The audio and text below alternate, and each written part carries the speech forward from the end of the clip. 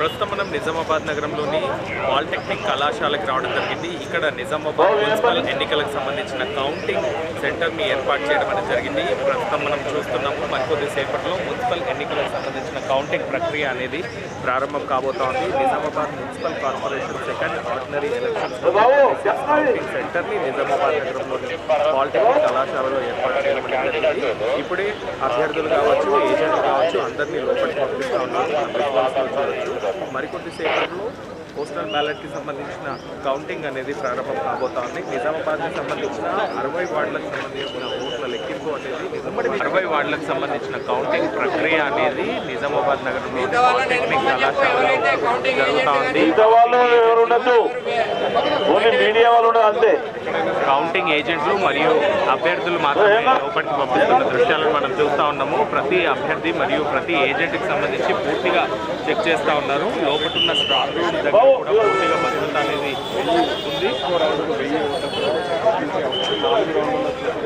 నిజామాబాద్ నగరంలో మున్సిపల్ ఓటింగ్కి సంబంధించిన కౌంటింగ్ ప్రక్రియ అనేది మరికొద్ది సేపట్లో ప్రారంభం కాబోతోంది. నిజామాబాద్ నగరంలోని 60 వార్డులకు సంబంధించిన ఎన్నికలకు సంబంధించిన కౌంటింగ్ ప్రక్రియ అనేది నగరంలోని పాలిటెక్నిక్ కళాశాలలో ఏర్పాటు చేయడం అనేది జరిగింది. ప్రస్తుతం మనం విజువల్స్లో చూడొచ్చు. ఇప్పటికే అభ్యర్థులు అదేవిధంగా కౌంటింగ్ ఏజెంట్లు అందరినీ కూడా పూర్తిగా చెక్ చేసి లోపలికి పంపించడం అనేది జరిగింది. నగరంలోని పాలిటెక్నిక్ కళాశాలలో కౌంటింగ్కి సంబంధించిన ఏర్పాట్లు భారీగా చేశారు. స్ట్రాంగ్ రూమ్లు లోపట్లో ఉన్నాయి. స్ట్రాంగ్ రూమ్ల చుట్టూ కూడా 3 అంచెల భద్రత అనేది ఏర్పాటు చేయడం అనేది జరిగింది. ప్రస్తుతం మనం విజువల్స్లో చూడొచ్చు. అభ్యర్థులను అదేవిధంగా కౌంటింగ్ ఏజెంట్లను పూర్తిగా చెక్ చేసి లోపలికి పంపిస్తూ ఉన్నారు. వారికి సంబంధించిన గుర్తింపు కార్డులను చూసి లోపలికి పంపించడం అనేది జరుగుతూ ఉంది. పోలీసులు విధుల్లో ఉన్న పోలీసులందరూ కూడా పూర్తిగా చెక్ చేసిన తర్వాతనే అభ్యర్థులను లోపలికి పంపిస్తూ ఉన్నారు. మరికొద్ది సేపట్లో పోస్టల్ బ్యాలెట్కి సంబంధించిన కౌంటింగ్ ప్రక్రియ అనేది ప్రారంభం కాబోతోంది. Nizamabad municipal corporation second ordinary elections 2026 counting centre అనేది నిజామాబాద్ నగరంలోని పాలిటెక్నిక్ కళాశాలలో ఏర్పాటు చేయడం అనేది జరిగింది. మరికొద్ది సేపట్లో 60 వార్డులకు సంబంధించిన ఫలితాలు రాబోతున్నాయి. ప్రస్తుతం మనం విజువల్స్లో చూడొచ్చు. పాలిటెక్నిక్ కళాశాల మైదానంలో ఏర్పాటు చేసిన స్ట్రాంగ్ రూమ్ల దగ్గర కూడా పూర్తిగా భద్రత ఉంది. ముందుగా పోస్టల్ బ్యాలెట్ కౌంటింగ్ అనేది ప్రారంభించడం అనేది జరుగుతూ ఉంది. విజువల్స్లో చూడొచ్చు. కౌంటింగ్ ఏజెంట్లు అందరూ కూడా లోపలికి వెళ్తున్న దృశ్యాలను మనం చూడొచ్చు.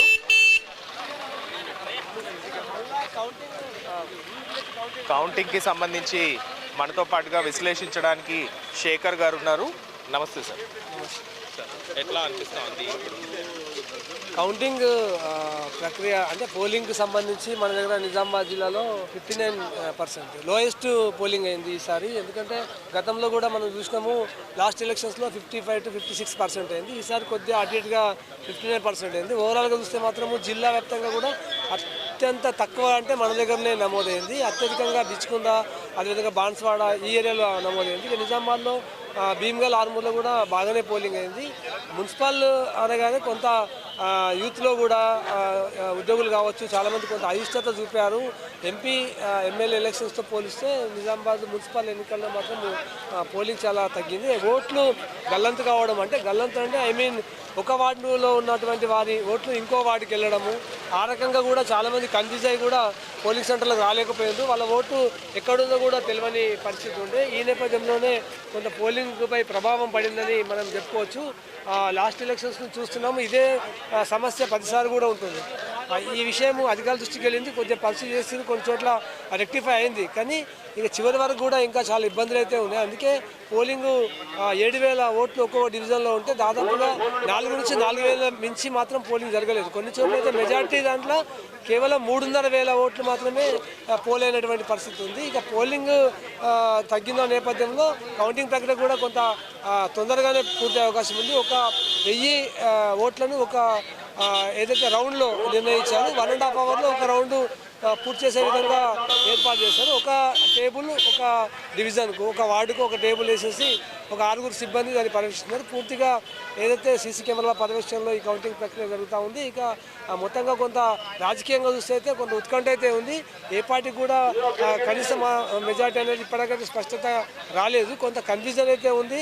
సైలెంట్ ఓటింగ్ జరిగిందని చెప్తా ఉన్నారు. అది ఎవరికి ప్లస్ అవుతుంది, ఎవరికి మైనస్ అవుతుంది కొంత ఉత్కంఠ అయితే ఉంది. ఇంకా మరి కాసేపట్లోనే అభ్యర్థుల భవితవ్యం అయితే బయటపడే అవకాశం అవకాశం ఉంది. మొత్తంగా ఓవరావరిగా అయితే ప్రచారం జరిగింది. నిజామాబాద్ ఒక ప్రత్యేకత ఉంది. మున్సిపల్ కార్పొరేషన్లో ఏదైతే ఇక్కడ స్థానికంగా పిసిసి అధ్యక్షులు మహేష్ కుమార్ గౌడ్ సొంత జిల్లా కావడం, అంతేవిధంగా ఎంపీ ఎమ్మెల్యే రెండు కూడా నిజామాబాద్ బీజేపీ కైవసం చేసుకోవడం, దాంతోపాటుగా మజ్లిస్ కూడా చాలా ప్రభావం చూపింది. ఎందుకంటే ముస్లిం మైనార్టీలు ఉన్న చోట గత ఎన్నికల్లో 28 చోట్ల బీజేపీ ఉంటే 18 చోట్ల మజ్లిస్ పార్టీ అభ్యర్థులు గెలుపొందారు. దీంతో కొంత బీజేపీ, కాంగ్రెస్, బీఆర్ఎస్తో పాటు మజ్లిస్ కూడా చాలా కీలక పాత్ర పోషించే అవకాశం ఉంది. మొత్తంగా బీఆర్ఎస్ కూడా ఈసారి కొద్దిగా 2-3 సీట్లు కానీ 4 సీట్లు వస్తే కొంత డిసైడెడ్ ఫ్యాక్టర్గా ఉండే అవకాశం కూడా నిజామాబాద్లో ఉంది. సో మరికొద్ది సేపట్లో కౌంటింగ్ ప్రక్రియ అనేది ప్రారంభం కాబోతా ఉంది. ముందుగా పోస్టల్ బ్యాలెట్లకు సంబంధించిన ఓట్ల లెక్కింపు అనేది జరుగుతోంది. ఆ తర్వాత బ్యాలెట్ బాక్సుల్లో ఉన్న ఓట్లను 25-25కి ఒక బెండల్గా ఏర్పాటు చేసి ప్రతి రౌండ్కు ఒక 1000 ఓట్ల లెక్కింపు అనేది చేయబోతా ఉన్నారు. మరికొద్ది సేపట్లో ఫలితాలు అనేది రాబోతా ఉన్నాయి. ఫలితాల గురించి మరింత విశ్లేషిస్తారు అంగిరేకుల సాయిలు గారు, సీనియర్ రిపోర్టర్. సార్, మీకు ఎట్లా అనిపిస్తూ ఉంది? నిజామాబాద్ మున్సిపల్ కార్పొరేషన్ విషయానికి వస్తే ఏదైతే భారతీయ జనతా పార్టీ, తర్వాత అదేవిధంగా కాంగ్రెస్ పార్టీ, తర్వాత కొద్దిగా బీఆర్ఎస్ పార్టీ, అటు ఎంఐఎం, ఇవి 4 తలపడ్డాయని చెప్పవచ్చు. ప్రధానంగా మనం చూసుకుంటే భారతీయ జనతా పార్టీ అండ్ కాంగ్రెస్ మధ్యనే ఆ పోటీ అనేది తీవ్రంగా జరిగింది. అయితే ఇందులో భారతీయ జనతా పార్టీకి కొద్దిగా వాళ్ళు లాంగెస్ట్ పార్టీగా అవతరించే అవకాశాలు మనకు కనిపిస్తున్నాయి. మిగతా ఎంఐఎం పార్టీకి 8-12, బీజేపీకి 20-28 రావచ్చు అనేది అంచనా వేస్తున్నాం. అదేవిధంగా కాంగ్రెస్ పార్టీకి కూడా ఒక 10-20 మధ్యలో మనకు వచ్చే అవకాశం ఉందనేది కూడా మనము చూసుకుంటున్నాం. అయితే ఇక ఎంఐఎంకి మాత్రం 8-12 స్థానాలు వచ్చే అవకాశం ఉందని చెప్పేసి మనం అంచనా వేస్తున్నాం. అయితే బీఆర్ఎస్ పార్టీకి కూడా ఒక 1-4 లోపు ఎన్నైనా రావచ్చు అనేది మనకు సమాచారం ఉంది. ఇక ఇంకో విషయానికి వస్తే ప్రధానంగా చూస్తే ఇప్పుడు భారతీయ జనతా పార్టీ, బీఆర్ఎస్, అదేవిధంగా కాంగ్రెస్ పార్టీలు అన్నీ క్యాంపు రాజకీయాలు మొదలుపెట్టినాయి. ఈ క్యాంపు రాజకీయాలలో అందరు అభ్యర్థులు ఎక్కడైతే చేజారిపోకుండా ఉండేందుకు వారందరినీ హైదరాబాద్ పరిసర ప్రాంతాల్లోని ఫామ్ హౌస్లకు తరలించినట్టుగా తెలుస్తుంది. ఇక కొద్దిమంది ఇండిపెండెంట్లు కూడా గెలిచే అవకాశం ఉన్నందున ఆ ఇండిపెండెంట్లను ప్రసన్నం చేసుకునేందుకోసం కూడా వాళ్ళు ఎవరు గెలుస్తారనే దాని మీద వారిని కూడా కిడ్నాప్ చేసి క్యాంప్ రాజకీయాలు చేసేందుకు కూడా అనేక పార్టీలు ఇట్లా డేగా కన్ను వేసి ఎదురు చూస్తున్నట్లు మనకు సమాచారం ఉంది. మొత్తానికి నిజామాబాద్లో 60 వార్డులకు సంబంధించిన కౌంటింగ్ ప్రక్రియ అనేది నగరంలోని పాలిటెక్నిక్ కళాశాల మైదానంలో మరికొద్ది సేపట్లో జరగబోతా ఉంది.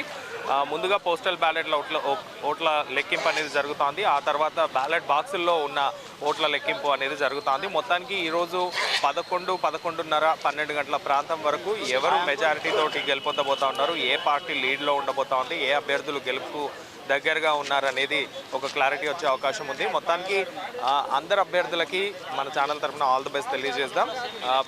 ప్రతి అభ్యర్థి కూడా ఏజెంట్లు, అదేవిధంగా అభ్యర్థి అనేది అందుబాటులో ఉన్నారు.